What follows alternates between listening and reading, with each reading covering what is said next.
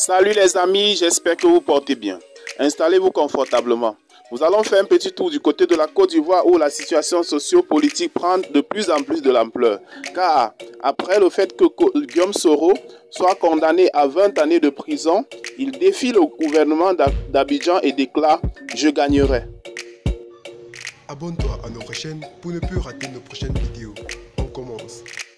Après la décision de justice rendue le 28 avril 2020 par la justice ivoirienne, condamnant Guillaume Soro à 20 années de prison et 4,5 milliards de francs CFA, l'ex-premier ministre ivoirien n'a pas tardé à réagir via son compte Facebook tout en défiant le gouvernement.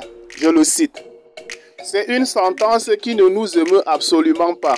La parodie de procès à laquelle nous avons assisté ce jour est la preuve ultime que l'état de droit est définitivement enterré par Alassane Ouattara. Cet homme qui porte aujourd'hui avec beaucoup d'aisance les habits de dictateur, qui soumet la justice à sa botte et commande les sentences de mise à mort politique contre les rivaux afin de les exclure de la compétition électorale, incarne la pire version de dirigeants africains. Il a bien vite oublié que cette justice qu'il manipule aujourd'hui est la même qu'il avait décrétée il y a quelques années inéligible à toute élection en Côte d'Ivoire pour nationalité et moralité douteuses. Même être député lui était impossible. La suite, nous le connaissons tous. Il est devenu président.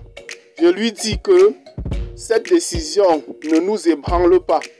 Je considère le verdict comme un non-événement. Je maintiens ma candidature à la présidentielle et je demande à tous mes partisans de demeurer mobilisés et de continuer à travailler de mobilisation et d'implantation. Notre victoire ne fait aucun doute. Nous gagnerons la prochaine élection présidentielle. Ici, ce sont les mots du président de Génération et Peuple Solidaire qui, depuis son exil en France, se sent plus qu'engagé pour gagner cette élection malgré la décision de justice de l'État ivoirien le condamnant à 20 années de prison. Pour suivre de près cette actualité et ne pas rater nos prochaines vidéos, n'oubliez pas de cliquer sur j'aime et surtout de vous abonner à la chaîne.